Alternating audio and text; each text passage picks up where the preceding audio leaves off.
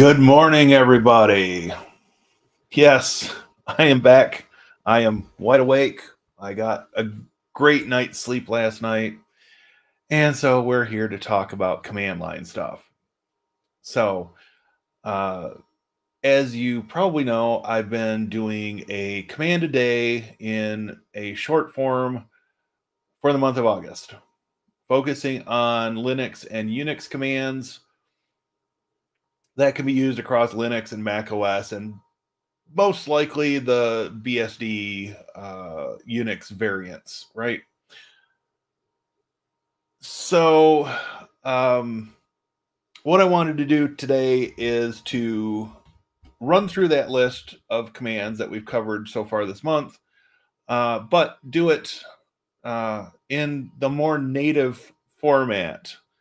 I won't guarantee that I'll cover everything that I've covered in the shorts, all the variations, but I view this as an opportunity for people to ask questions, and I will try to answer them. I don't guarantee I've got an answer for every question, but in between the different commands, I will pause and catch up with chat, and then we'll have a chance to answer questions. So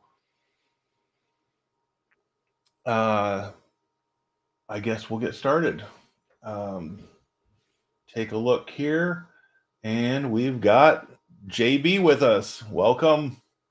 Good to have you here. As I mentioned, if you have questions, put them in the chat. I'm going to start off on my Mac terminal. So some of the commands won't be here. Some of them, well, the majority of them will. But once we get into some commands that I may not be able to demonstrate here, then we'll open up a new tab and connect to one of my Linux machines. So I am going to add this to the screen. And yes, I've got some transparency turned on. That is an old picture of Black Sabbath in the background. I am paying tribute to the one and only John Michael, aka Ozzy Osbourne, who passed away last month. So, how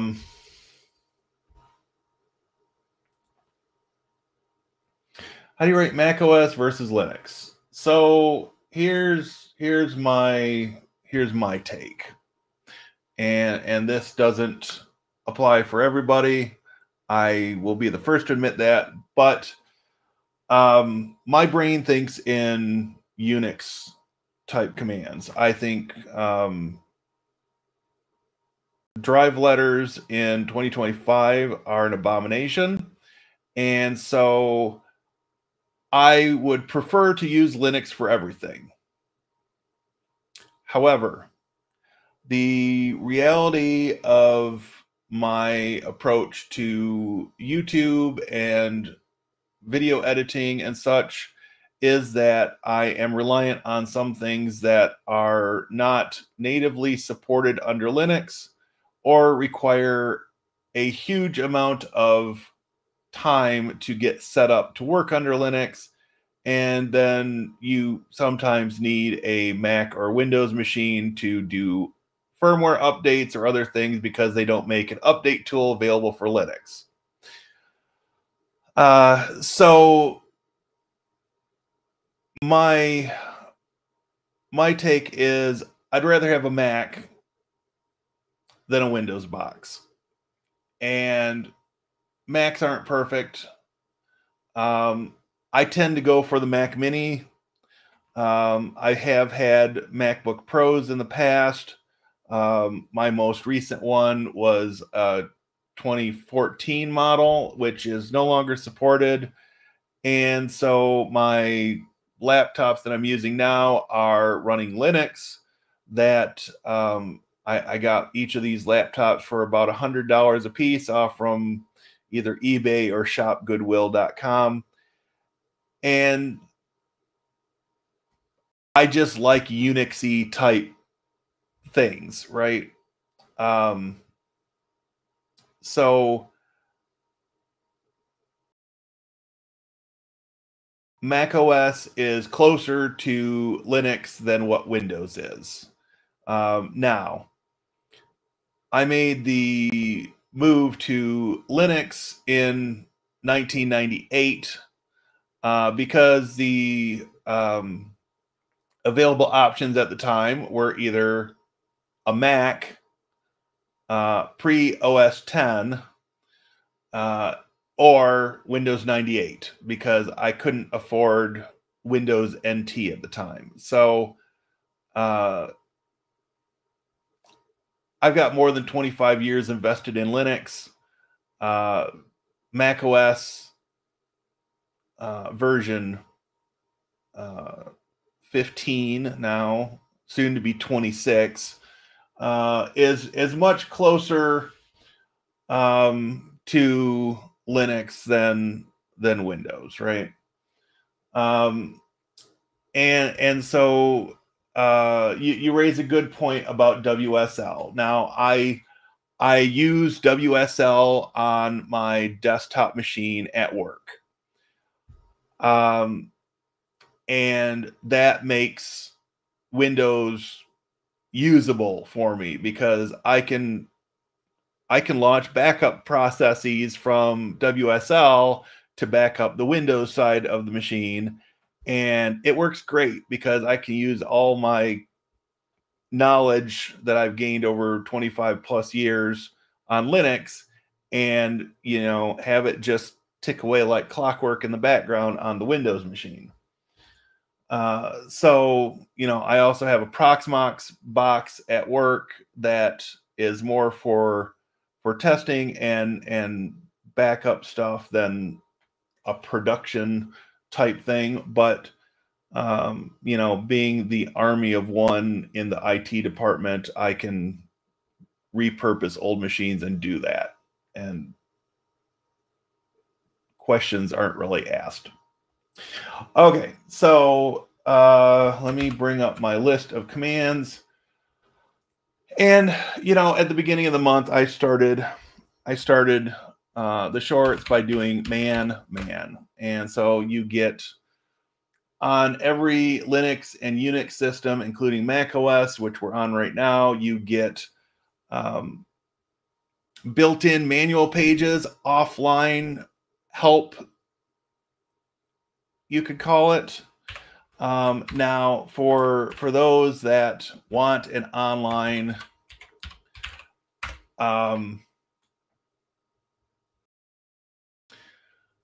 resource, I still recommend ss64.com, which I will take and drop into the chat.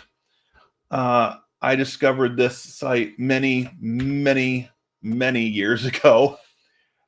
And the great thing is that you can drill down in here and you've got your list of Linux commands.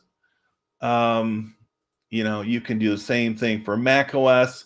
For some of these Mac OS specific commands, this is great. So like your airport command, you're not going to find on Linux or any BSD really.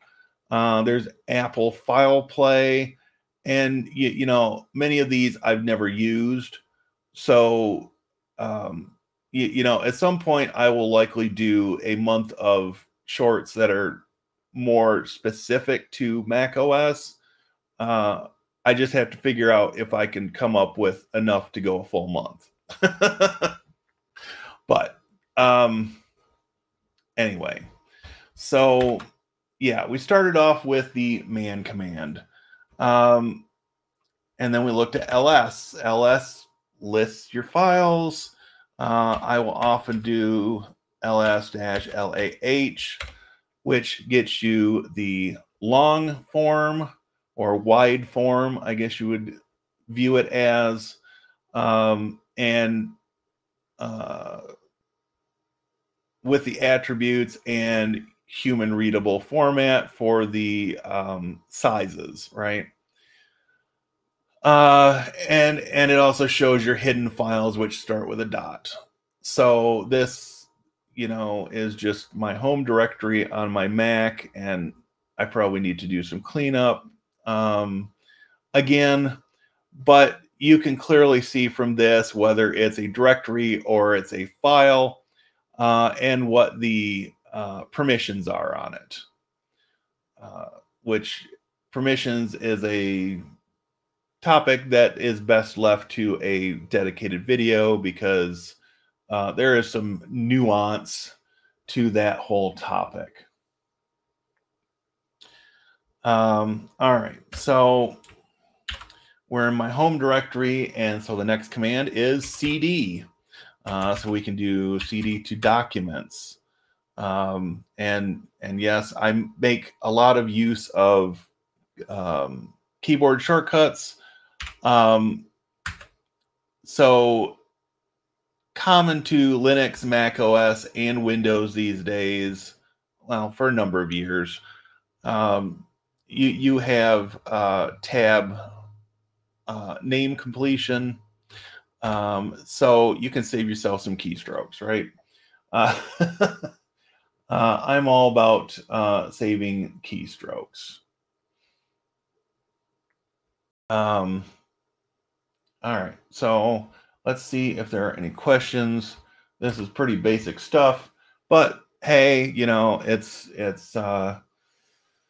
way for me to kill some time this morning, right? Hey Tony, welcome in.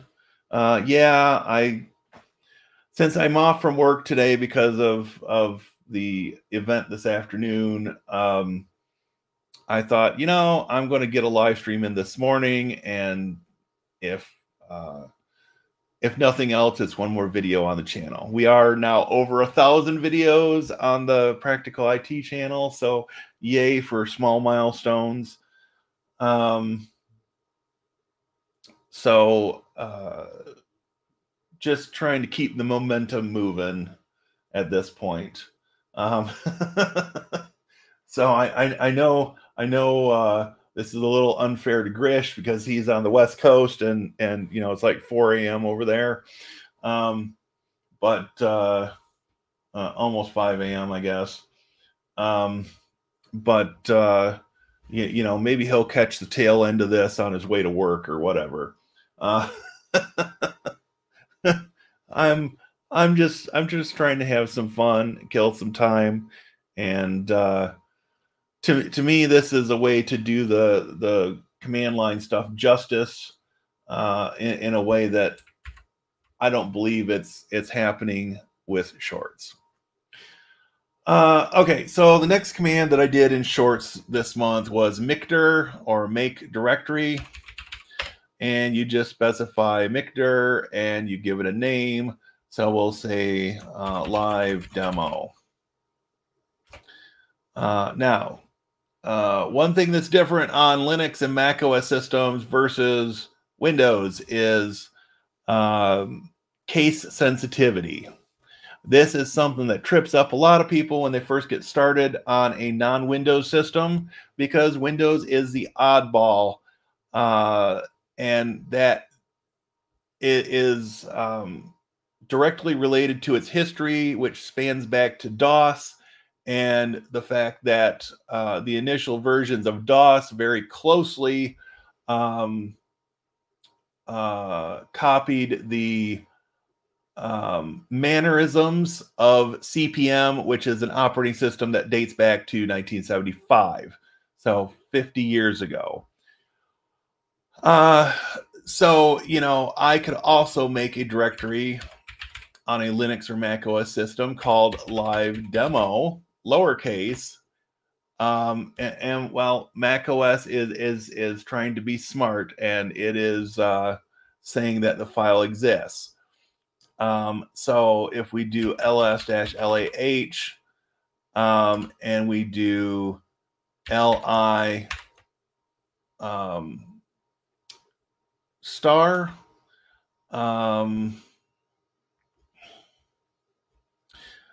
it says no matches. But if we do li I, capital L-I, it's going to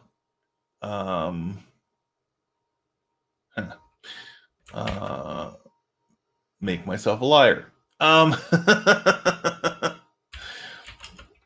Do ls-lah and we'll pipe that into less, right? And so you can see right here is my live demo directory. And again, the D at the beginning of the attributes here on the left side tells you that it's a directory. Okay, so moving on to the next command, and then I'll take a look at chat again. The pwd command. So this can stand for, and I've seen it documented both ways. It's either print working directory or present working directory. Either way, it tells you where in the file system you currently are located. Now, this was a lot more useful years ago when your prompts were not listing the bottom or rightmost part of the location where you are. So my prompt already tells me I'm in the documents folder. So again, this is more of a historical thing in many cases, although keep in mind that on a server system, your prompt may not be modified by default unless you've done so. And so knowing this command can help you on a system that has a bog standard command prompt, right?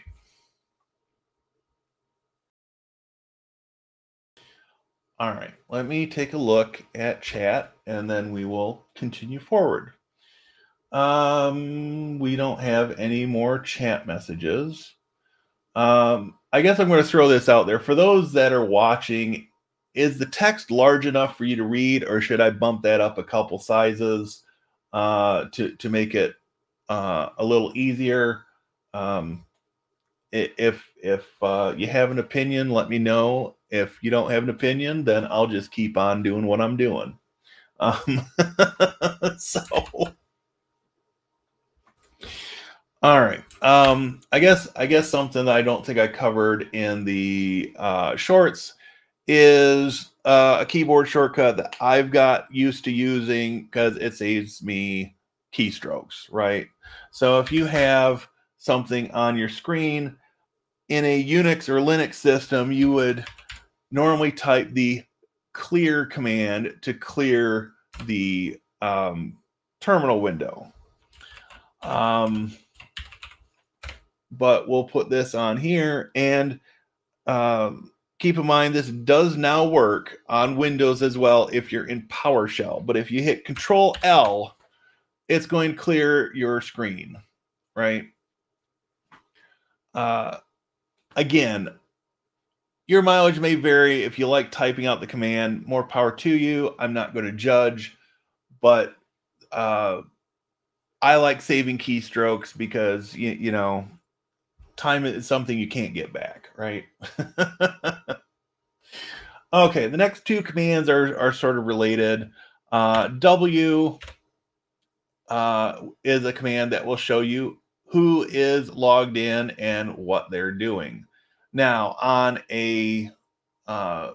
this system, this is the Mac OS system, so I've got two terminal tabs open, plus the graphical interface.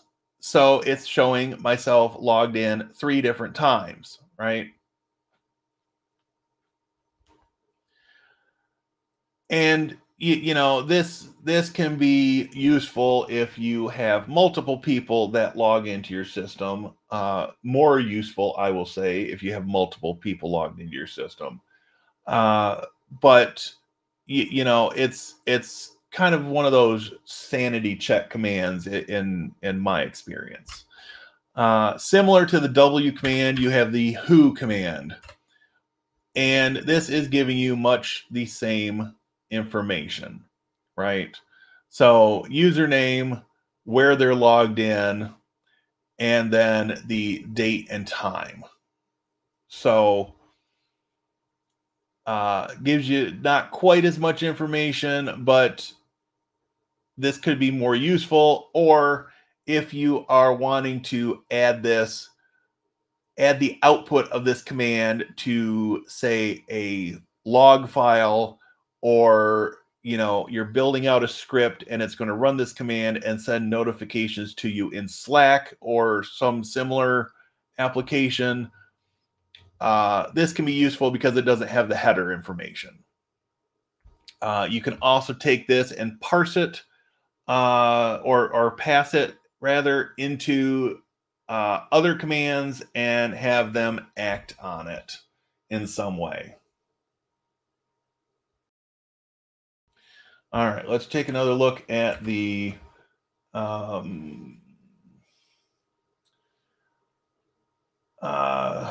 chat.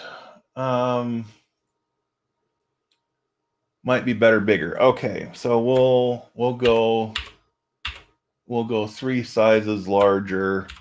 That might make it a little. Maybe we'll go 4. Might make it a little bit bigger. There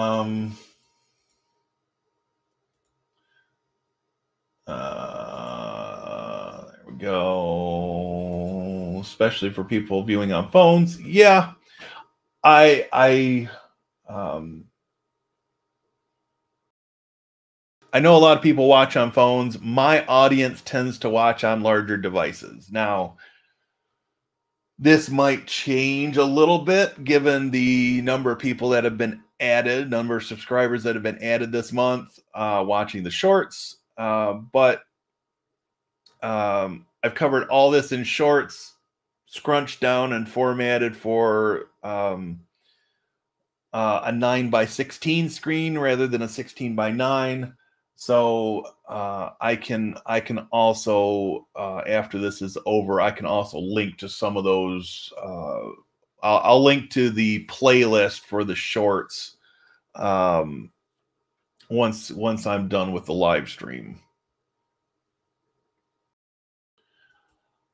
Inspiring me to get back into the Linux course. Is my login still active? Yes. When you got that Linux course, it's like a lifetime access thing. So yeah, you can absolutely go back in. I have been planning for a version 2 of that course. And so those of you that did purchase the initial version of the course will be getting the second version for free. As I've gone back to review the initial version of the course, I have been less than happy with it. And I feel like those of you who supported my dabbling into courses, I guess we should call it what it is. I'm going to give you guys a free code to get into the second version, because especially after doing the shorts this month, I'm feeling a little more inspired to go back and re-record some new videos specifically for the course and do them in a little bit different way.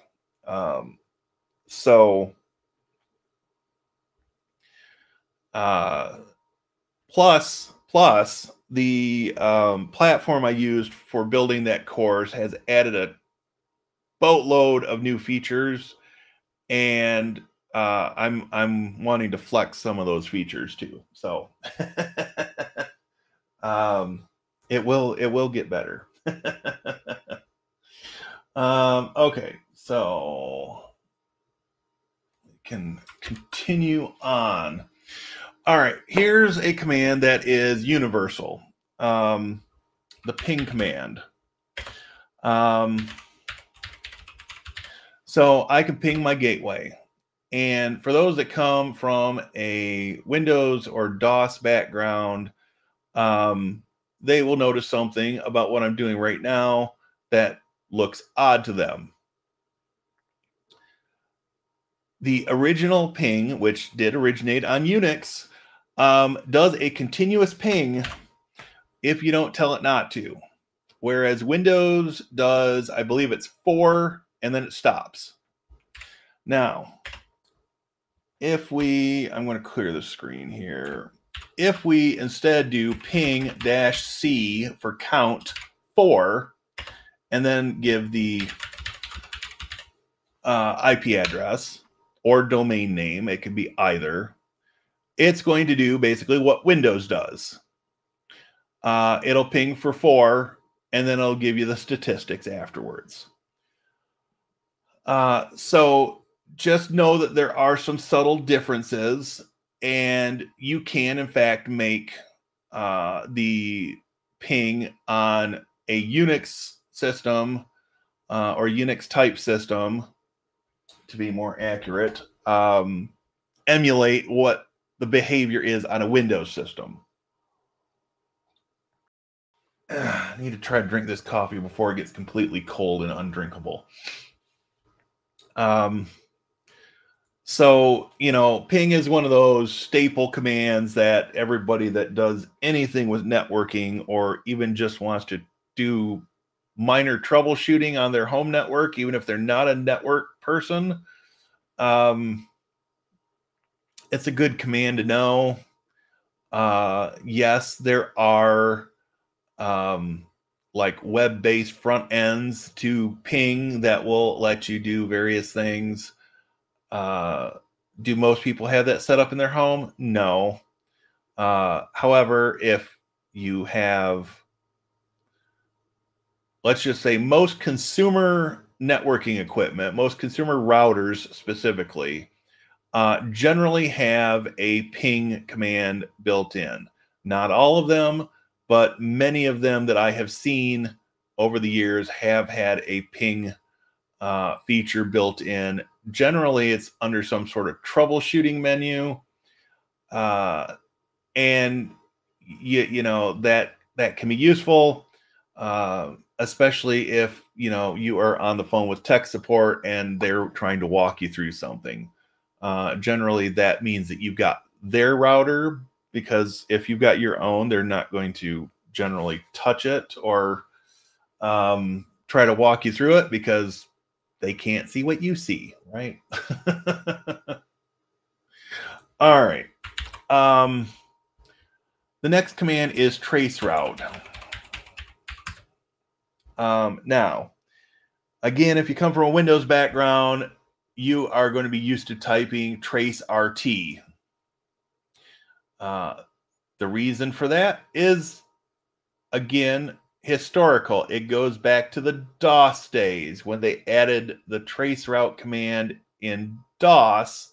They were limited to the number of characters that you could have for a file name or a command name, and so they shortened it. So we can do traceroute, I don't know, apple.com. And it's going to give you the list of servers that you go through between your location and apple.com in Cupertino, right? So, again, not the end of the world. Okay, so I am actually going to jump here.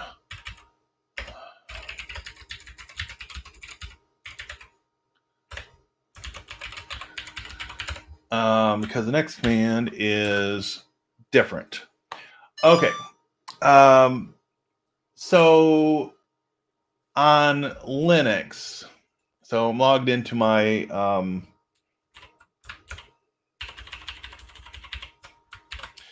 one of my Proxmox machines here. Linux has the IP command.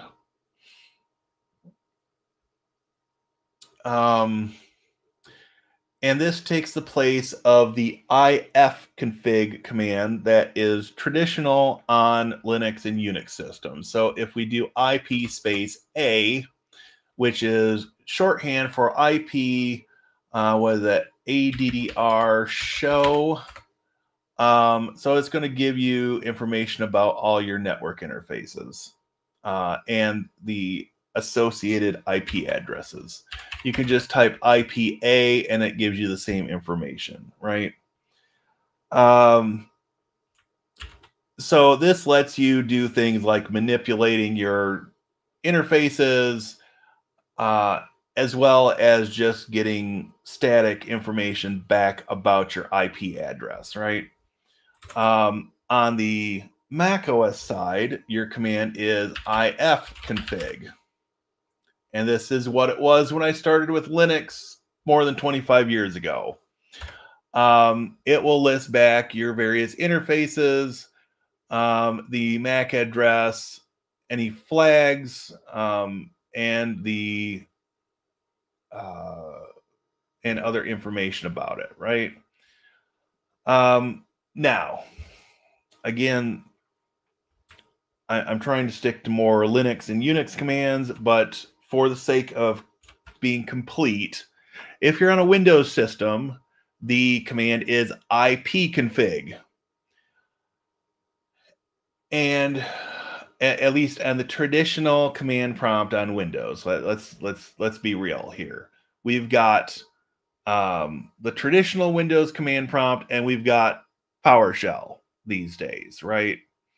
And fun fact, PowerShell is going to be the topic of my next set of shorts that are going to come out in September, focusing specifically on PowerShell 7, the cross-platform version, formerly known as PowerShell Core. So, yes, even though it feels dirty, I have installed PowerShell on my Mac machine.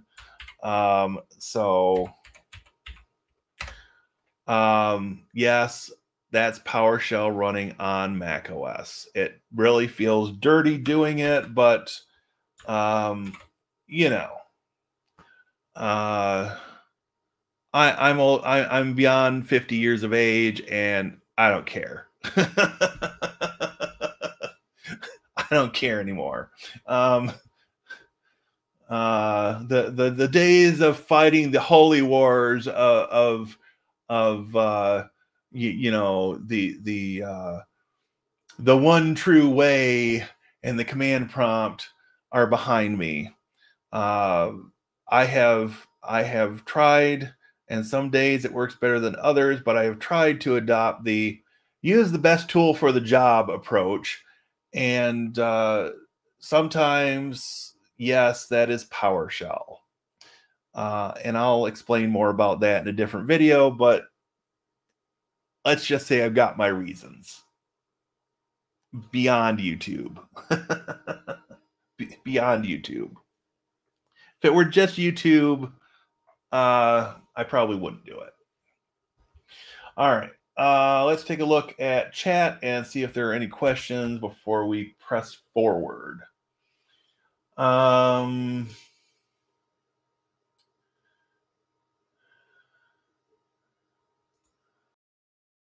mkdir is a useful command. I do not have that on my list. I might put that on the second month of Linux commands. mkdir. I've got a number that I realized that I didn't cover this month, and so there will probably be another month of Linux/Unix commands, and you know, I can network diagnostic tool. Yeah, this combines the functionality of traceroute and ping in a single diagnostic tool. There's also the SS command, I believe, and I don't think that's not default on Mac OS, but on Linux it is installed. At least on my Proxmox machine, it's installed. And of course, this is wrapping funny because I made the text larger. but it gives you net ID, state, receive, send, port, establish, peer address port, and process. So that is useful there. And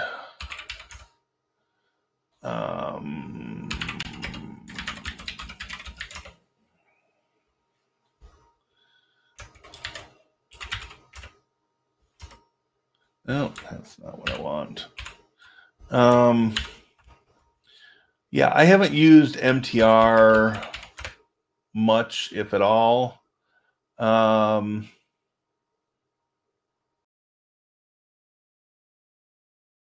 It's got a report mode.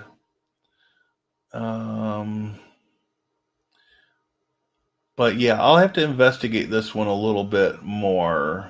Ooh, it's got a CSV output. That's cool. I might have to and JSON. Oh, this could be fun. Do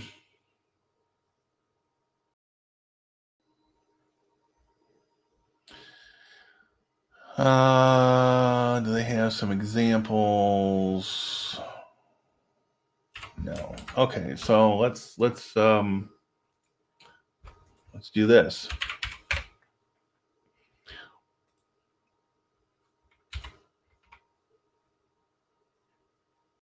Okay, so the example is mkdir and an IP address or a domain name. So mkdir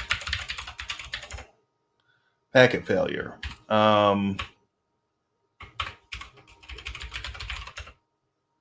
Okay, so let's go to the Linux side. Command not found. So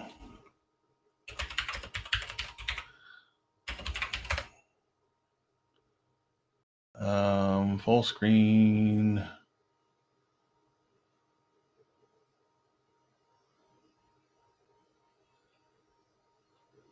Full screen ncurses and X11 traceroute tool.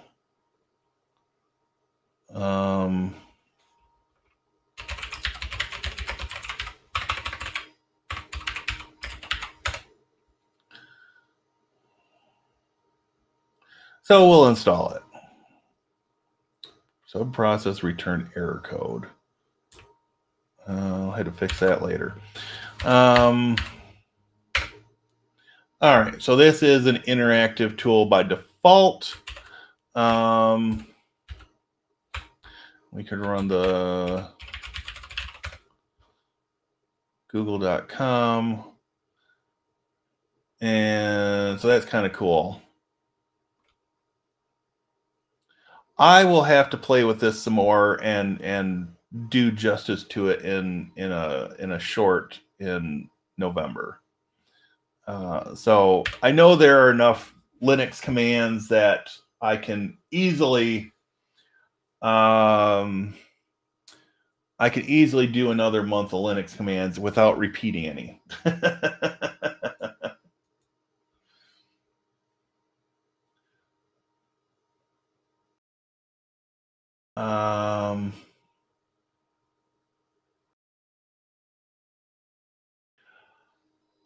So the second version will probably have re-recordings of several of the videos from the first version, but it's going to expand it further. I don't, looking back at it now, I don't feel like I did real justice to the topic. And so there's more to cover. And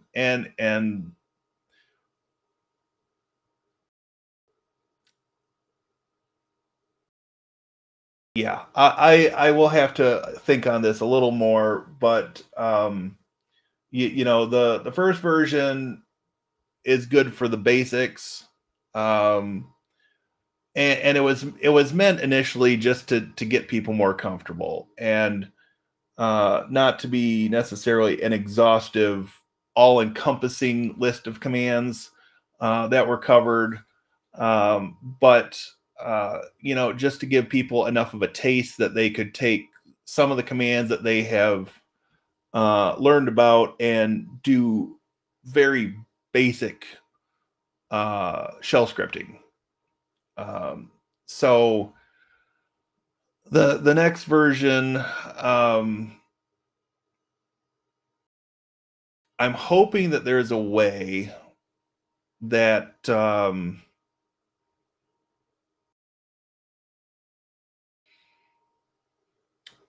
with the new features in the platform, I'm hoping there's a way that I can denote that, you know, the first section of videos for anybody that's gone through the original course can just continue to section 2, right? So it comes down to how I format it, I suppose. And that's a thought experiment for another time. I guess. um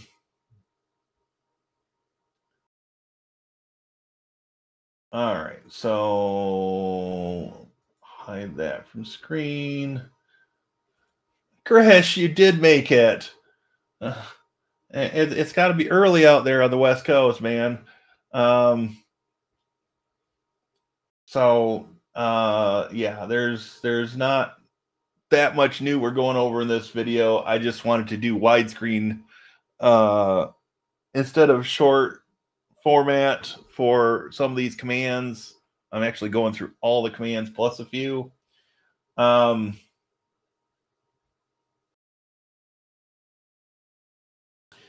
So yeah, you know, I guess you can have me on in the background, let me babble on while you're on your way to work or whatever.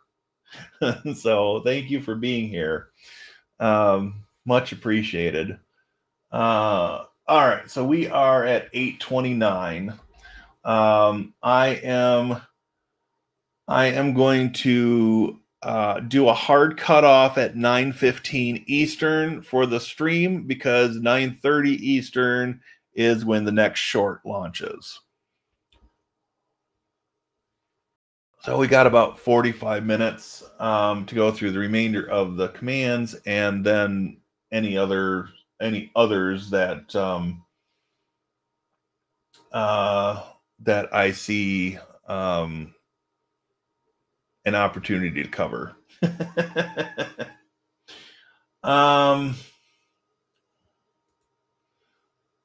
My commute to work is 5 seconds. I work from home now. Well, that's cool. That's cool. I kind of miss those days when I was working from home. And I wish I could do 1 day a week working at home, in all honesty. I feel like I could do more with the library's YouTube channel if I could be here with the good camera and audio equipment rather than trying to do it there. But I digress. All right, so let me jump back to my list of commands. I'm also going to put SS on that list. Okay, so the last one we covered was IP. Okay, I'm going to come back over to the macOS side. Okay, so the next 3 that I'll run through, well, I guess we'll group this as 5 together. Okay, so top is sort of a command line version of Activity Monitor on macOS or Task Manager on Windows or whatever they call it on any given desktop environment on Linux, because they're all a little different. So basically this gives you information about what processes are running on your machine and how much CPU time they're eating up. Now, this is great, and top is installed by default. on pretty much every Linux and Unix system that you're going to encounter. Now, the top replacement I've been using for more than 20 years is htop. And htop gives you a sort of quasi-graphical interactive version of top, right? It gives you little text-based meters at the top telling you how much RAM is in use, how much swap, and how much of each of your processor cores is being utilized. You've also got down at the bottom, you can move around with the arrow keys, and at the very bottom, you've got reference for function keys, kind of like Nano, the text editor, and you can use those to kill commands, to give them more I'm having a brain fart. To give them more processor time using the F7 and F8 for nice, which is another command that I did not include this month. So that's going to go on my list of commands to cover later. But basically you can change the priority of the commands. That's the word I was looking for. I know I get there. I knew I'd get there sooner or later, but okay, so htop. So the next command in the group of 5 is history. Now history is going to list the whole bunch of commands that you've typed, and yes, I haven't cleared my history in probably way too long on the Mac, with over 2,600 in the list. And I'm going to put this as do not disturb.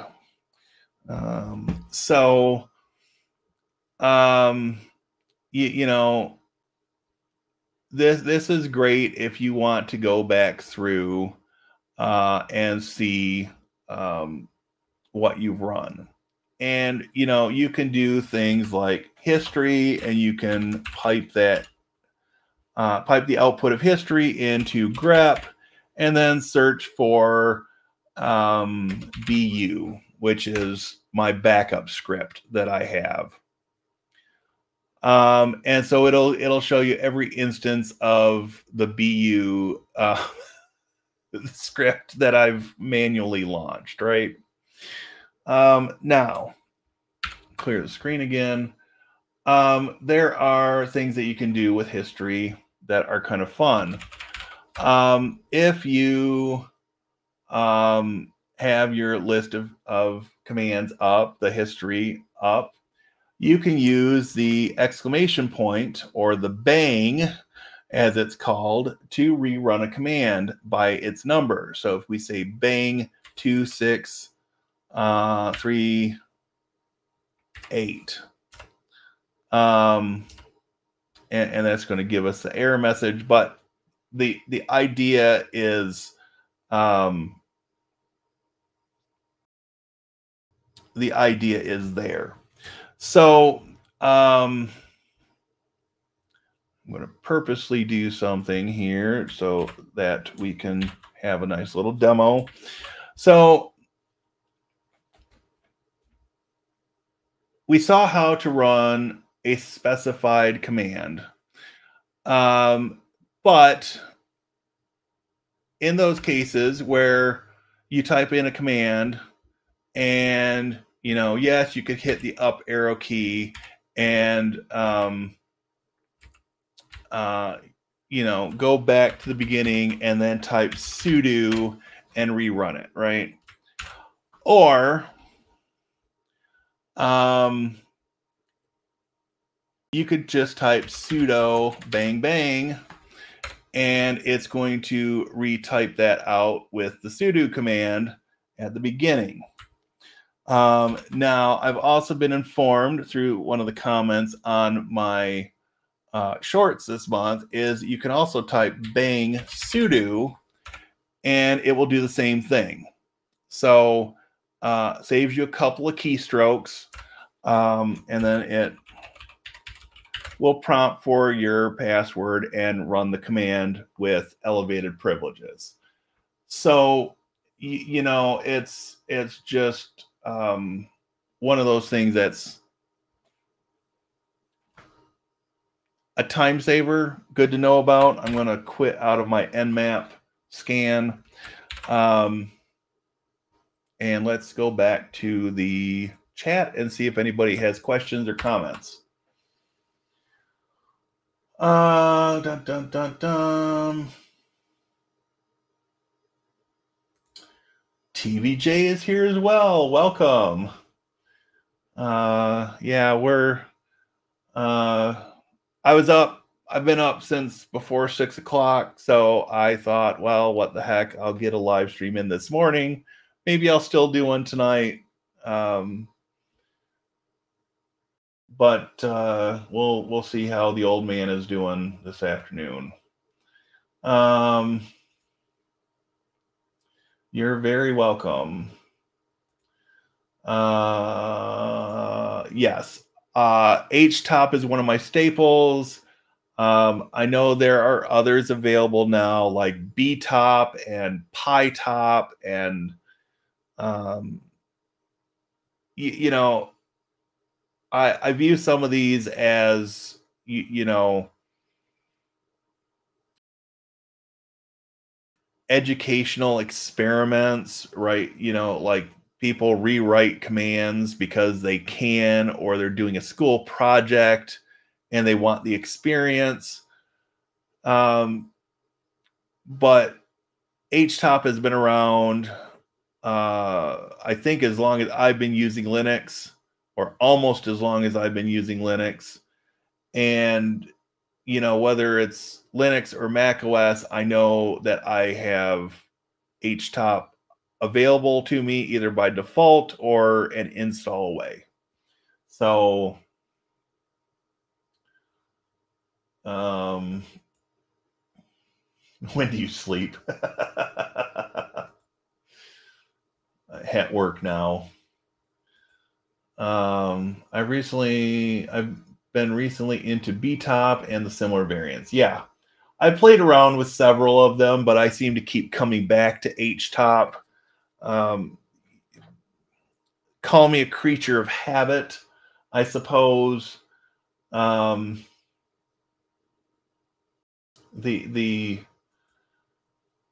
probably the most recent piece of software that I've really embraced as something new is probably Notesnook. But you know, that's a story for another stream or another video. All right, so let's push through. All right, so the next command on my list is uptime. And this, again, is a command that's been around for ever and a day. And it just tells you how long your machine has been up. I rebooted the Mac this morning because, you know, you have Firefox running for more than a day and it's going to start eating into swap memory. And, you know, I'm trying to break my tab habit in various ways, but it's a slow process. There's no 12-step program for being a tab junkie.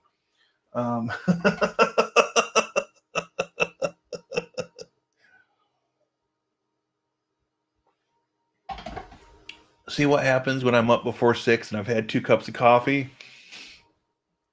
Ugh. My apologies.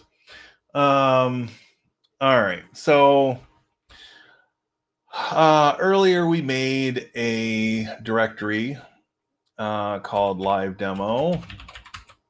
So we'll move into that directory now. So the next command that we're going to look at is touch. And we can create a file, an empty file. So if we do ls-lah it's going to show our file called a.txt has been created, and it is of size 0 bytes. So basically what it's done is it's reserved a file name in the system, but there's no content in the file at this point in time, right?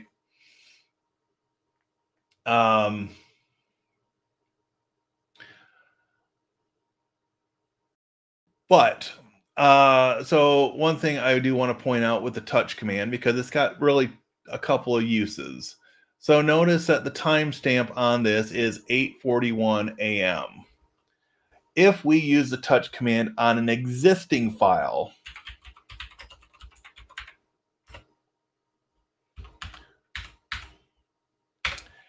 and then do another file listing, you can see that the timestamp has been updated. It went from 8:41 a.m. to 8:42 a.m. And so, you know, it's something that you need to know about, especially on a multi-user system, especially if you have documents that are shared between multiple users. So you can fake the timestamp on a file on a Unix or Linux system. I'm not going to demo that today, but it's a man page away. And yeah, the following options are available. -A, change the access time of a file. The modification time of the file is not changed unless the M flag is also specified. So maybe I'll be bad and go back on what I said. So if we say touch-am 0235 a.text, and then we do ls-lah again, you can see that it did change the modification time, or the access time, but not the modification time. You can change both. Again, your mileage may vary on how or if you want to use that. But it's there, and it's another command that's been around since the dawn of time. Let's see, 4, 25, 26, 27. Okay, so the next one is, and I'm embarrassed to admit that I only found out about this, I think, last year.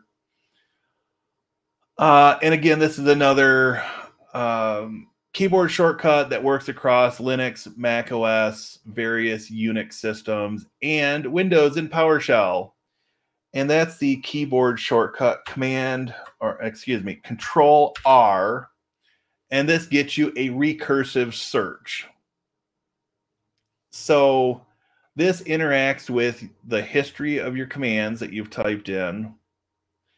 And so if, for instance, I want to do, say, nmap, it's going to go back and search for the last time I typed nmap. So it matches a command that I typed. If I hit the right arrow, it's going to make that line with that command active. And then all I'd have to do is hit enter. It'll prompt for my password, and it'll run the scan. Very useful command or keyboard shortcut to know about. Control-R is one that I wish I would have found out decades ago.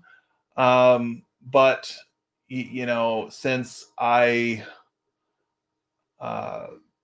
always sort of been this army of one, without a real mentor to speak of in a lot of cases, for a long time. I've got contacts now that in some aspects and in um, some areas of tech, I would consider them mentors. And you know, it's great to expand your network and have contacts like that. Which I wish I had done it earlier, but I am very much an introverted person, and you know, it's only in the last 5 years or so that I've really come to terms with, maybe I do need other people. You know, that's a stubborn German in me. Although, truth be told, apparently more of my heritage comes from the British Isles than from Germany, but that's a whole other topic for conversation later. All right, we'll do one more and then I'll look at the chat again and see what's happening there. The next command is uname. Typically, I use the -a flag or parameter or whatever you want to call it. And this is going to list out your system information, operating system information specifically. Now, in this case, it's telling me we're running the Darwin kernel. The host name is Mini 2020, and then it gives you version information. It gives you some date and time information about when the kernel was compiled and the architecture and all that kind of fun stuff. On the Linux side, again, the kernel, the host name, the version of the kernel. This tells us we've got symmetric multiprocessing active. Here's your kernel version. Here's the date it was compiled, the architecture, and then again it tells us GNU/Linux.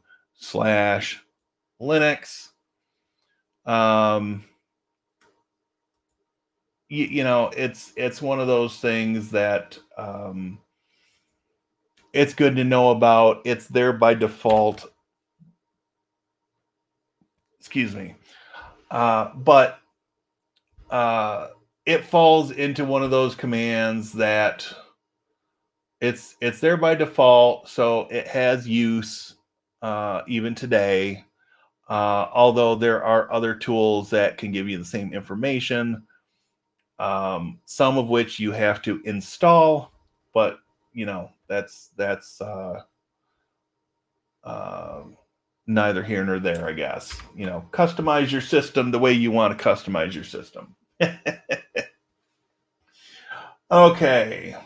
No further comments or questions, so we will soldier on and you know, make use of our time, right?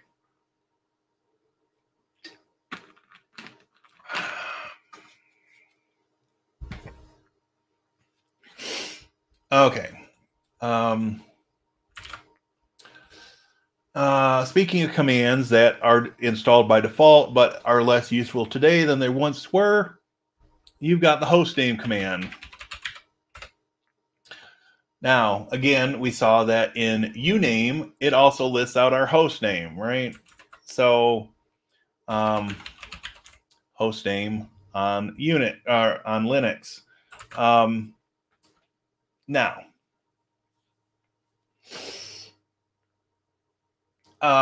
with the advent, specifically talking about Linux systems here, with the advent of systemd as the init system, the hostname command is not as useful as it once was. hostname on a Linux machine and Unix as well, initially was useful to change the hostname if you, for instance, bought a pre-installed Unix system back in the day. They might come with a default host name on them, and you might want to change that host name once you receive the machine to match your naming convention, right?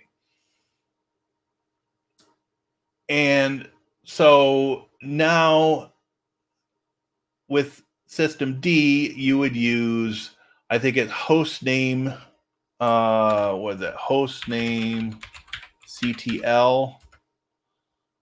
And again, this gives you this by itself, it just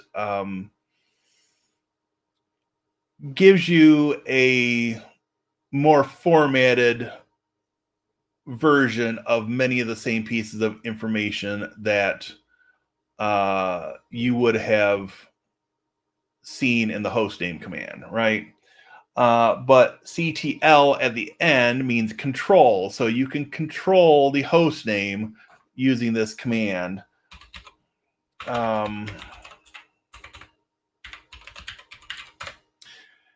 And thus the name of the command, control the system host name.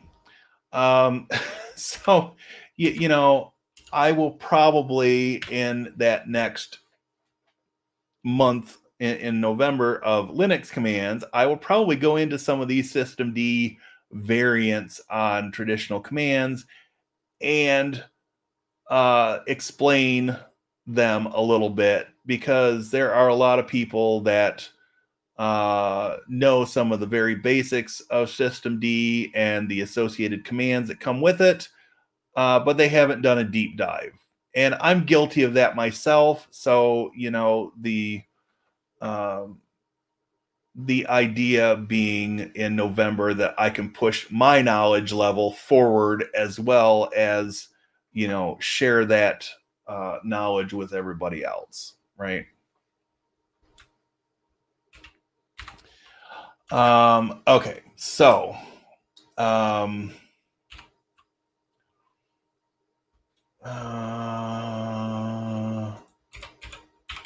need to make a note for another command that I didn't cover this month.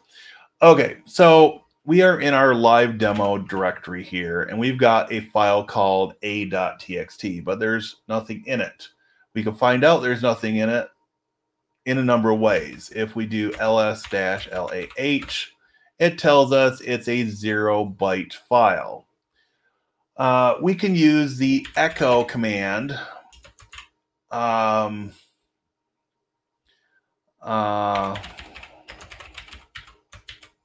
suppose I should put the comma in there just to be proper. We could use the echo command, and we can send that text in the quotation marks to a.txt.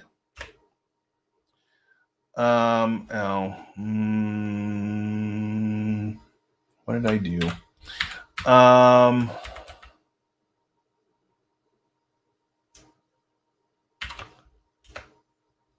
Okay. And now if we come back here, we will see that a.txt is now 13 bytes in size. Well, why am I going through all this? Well, the next command is cat. Cat will let us display the contents of the file to standard output, which would be the screen. So cat a.txt, and it's going to put hello world on the screen. So yeah, that talks briefly about the cat command. Another one that is useful, let's just go back to my home directory, is the tree command. Now, on some systems, you've got to install the command. On other systems, it's going to be there by default. The idea with the tree command, I think this is the right parameter for it. It will do -L.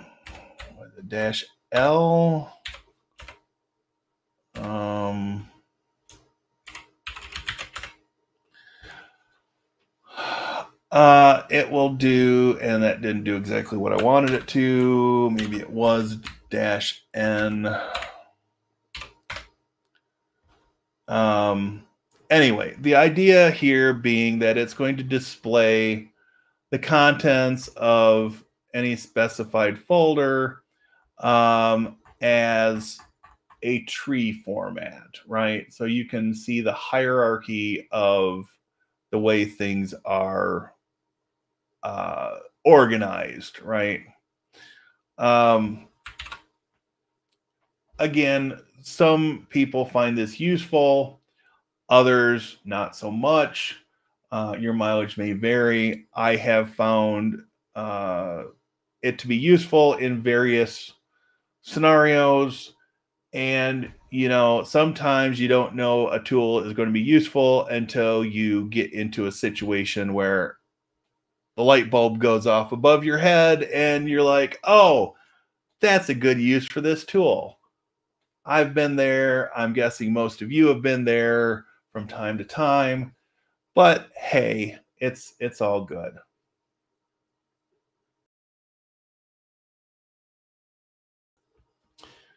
All right. The next command is alias. So basically, this allows you to make a long command shorter.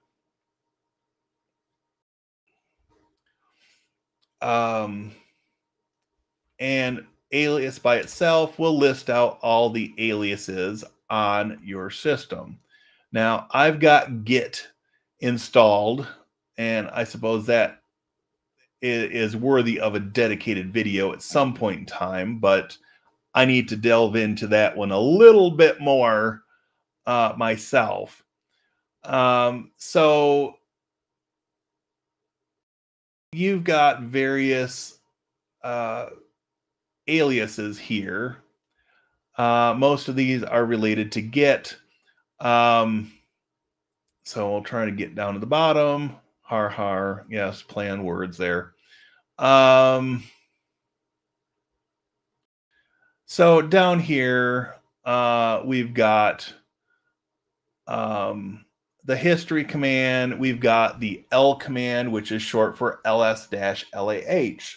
So if I just type in L, it's going to list out the long form of my directory.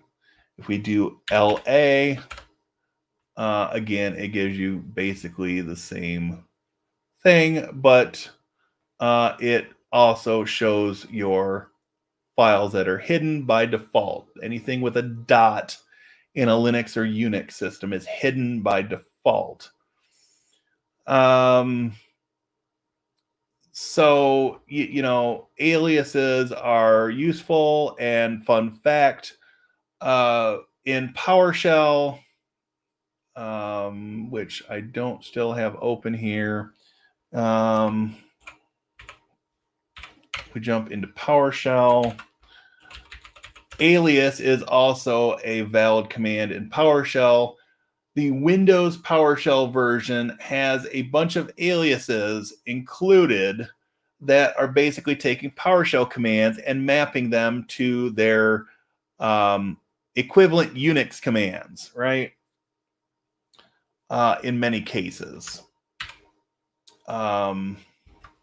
So, you know, just some just a fun fact to know, and something that can make working with PowerShell, especially the Windows version of PowerShell, a little bit more comfortable if you're coming from another system. Okay, the next command is less, but I want to see what we've got here. Okay. So if I type less, and we'll pick on scan.txt. So what this is going to do, where the cat command dumps the file, the text file to the screen by default, less is what's called a pager. So it displays one page of text at a time, or one screen of text at a time. So, well, this was a bad example. There we go. So this is a scan that I did of my network as I was doing some troubleshooting and trying to go through figuring out what was on the network and what was missing so that I could figure out where something was down, right? You know, the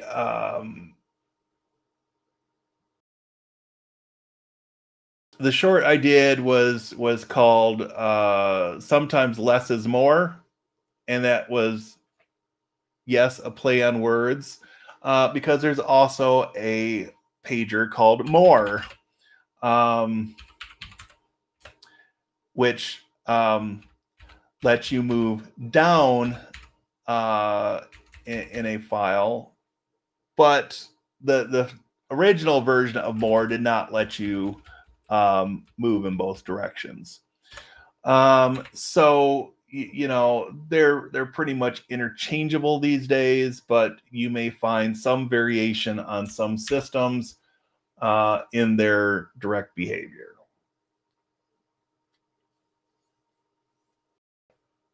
Okay.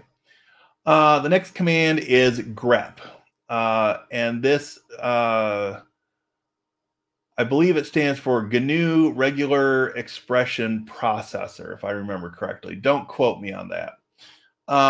Basically, it's a tool where you can filter the output of a command and get the output you desire. So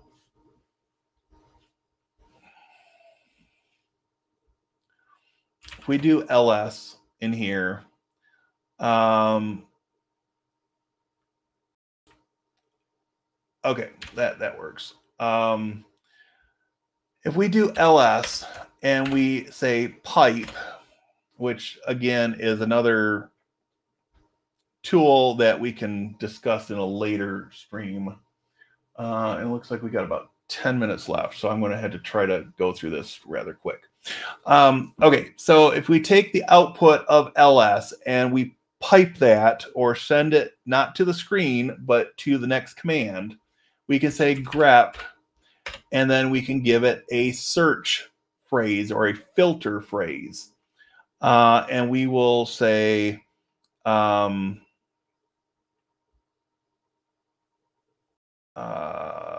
test.txt.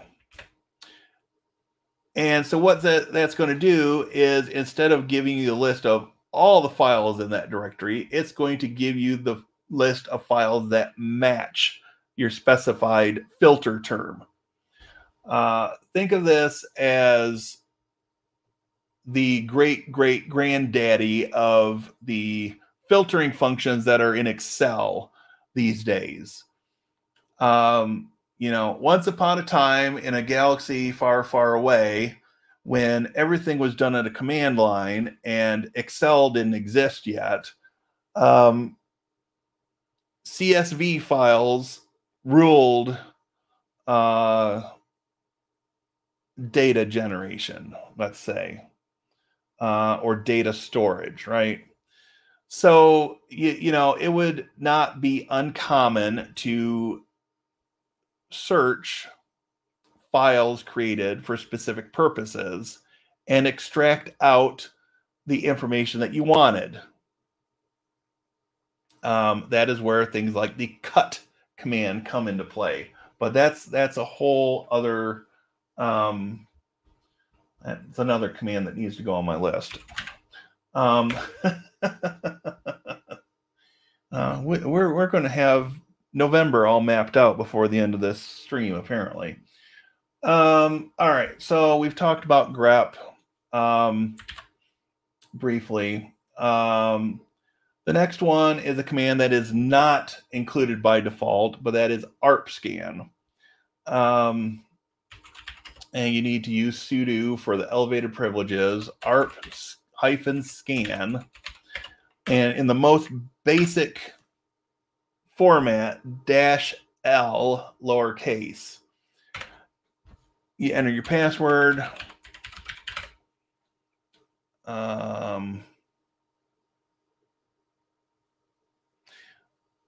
We'll do this on the Linux machine. And that's not included there. All right, well, okay, so we're going to use a recursive search, and we're going to do arp-scan -I. There we go. And then we are going to take this part off. And I think we can do that.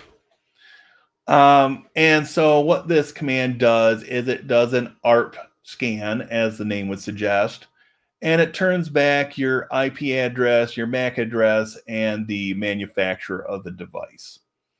Now, one thing I'll throw out here, the MAC addresses that start with BC2411, those are Proxmox.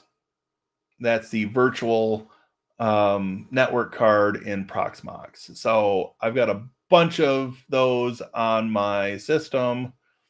So if we were to say copy this,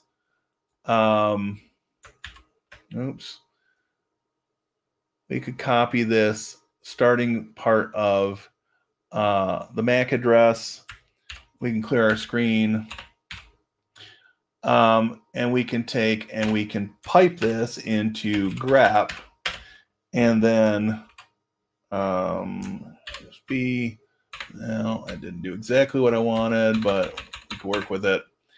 So now it should only display, because we are filtering it, those devices that match that MAC address, the start of that MAC address. So these are all Proxmox VMs or containers that are running on my network currently. So there's real world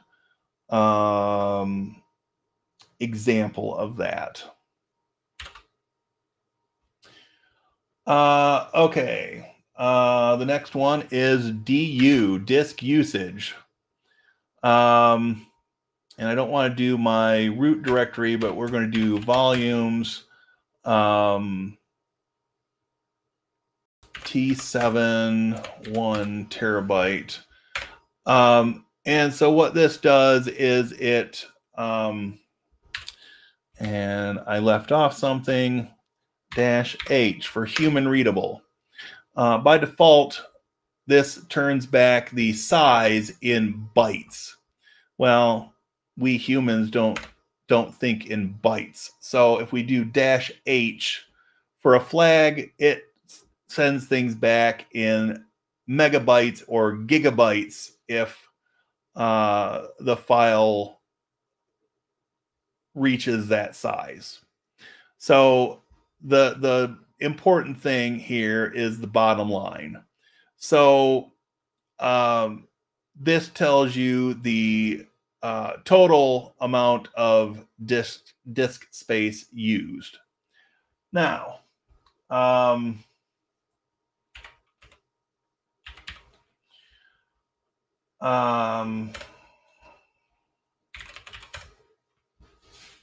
there are a few other commands, and I'm running out of time. We might go till 20 after. There are a couple other commands that you can use. So if we do this again, and then we say tail, the tail command gives you the last 10 lines. This is by default. Gives you the last 10 lines of a given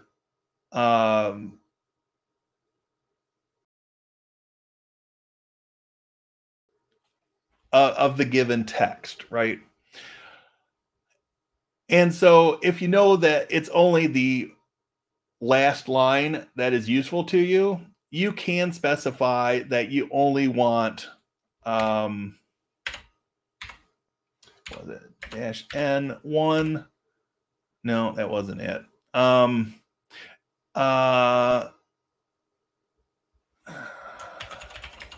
Oops.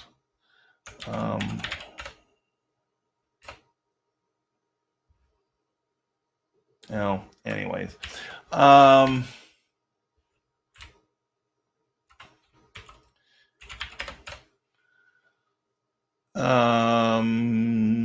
Yeah. Anyway, theoretically, you would get just that final line. I could have also screwed up the flag there, but we will press forward and get through the last few of these. df is the counterpart to du.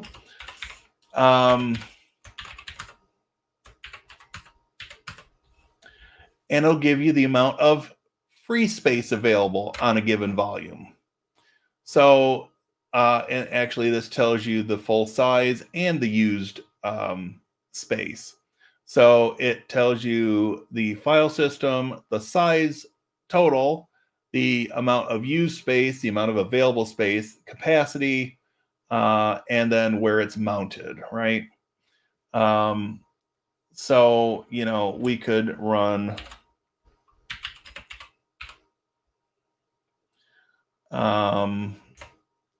df-h on the Linux side. This is on a Proxmox machine, and it will give you the same sort of information. Again, just useful commands to know. And again, you could take your knowledge of these commands, you could put it in a small shell script, and then, you know, you could have these run as part of a script and sent to a specified Slack channel or email or what have you, just so you're keeping a good eye on the amount of disk space used, so you don't get yourself into a position where you filled up a disk and, you know, the system won't boot anymore, right? I think we've probably all been there at one point in time or another, but, you know, it's not a fun situation to be in. All right. Real quick, ncdu. And this is a command that has not gone out in a short yet, so you're getting a preview here. ncdu, ncurses disk usage. So if we do that on our T7 1 terabyte drive, this gives you like an interactive version of du. So this is sort of the type of complement to du that htop is to top. It's interactive. You can go into a directory and drill down. And if you find something you want to delete, you hit the D key and it'll prompt you, are you sure you want to delete this, right? Q gets you out of this. Likewise, on the Linux side, and I do use this, that's not installed. I do use this on my Proxmox machines because there have been times when I have filled up because of the way LVM works. I have got to a point where I filled up a drive to the point where I didn't have enough space to do updates. It didn't impact the system being able to boot, but it did impact having enough space to do updates. So, you go in here and you can drill down. And in this case, we're just looking at images for containers. If we go into VMs 2, there's more images and things for various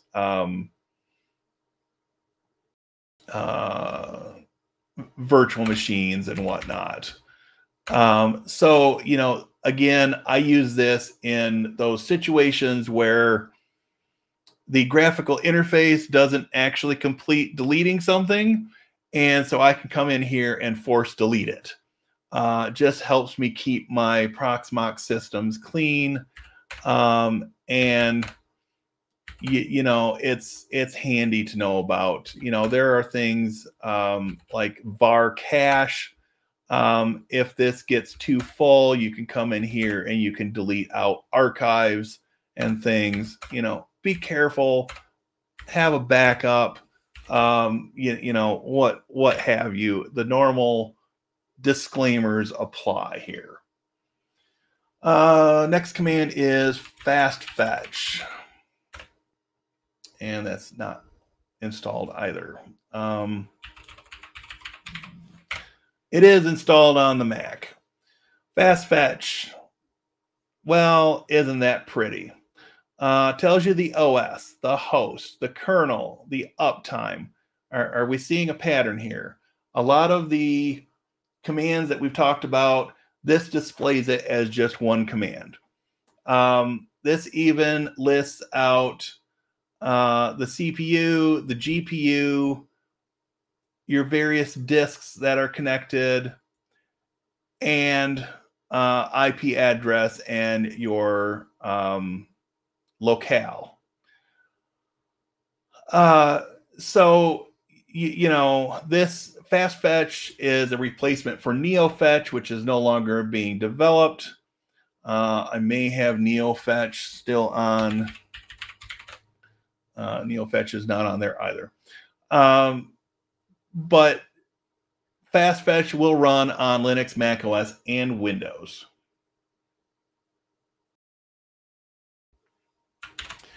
And final command, I'll look at chat one more time, and then we will cut this off because I've got a short coming out at 9:30, is qrencode. And this is a command I just discovered recently. So we're going to use our recursive search, qrencode.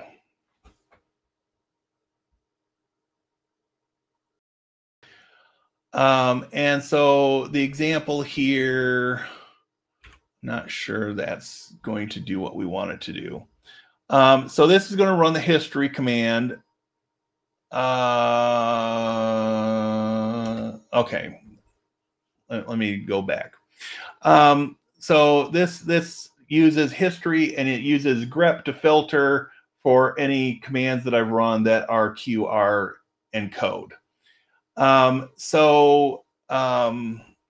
What we're going to do is we're going to use a variation of 2580. We're going to say echo hello world. We're going to say it's over, and we're going to pipe that into qrencode-s-v5-o over.png. And what does that do? We list star.png. It will generate a PNG file. If we open Finder and we come to my home folder and we look for over.png, it has in fact generated a QR code. And if you were to scan it with the photo app on your phone, it will in fact show the text, it's over. And with that in mind, I will come back to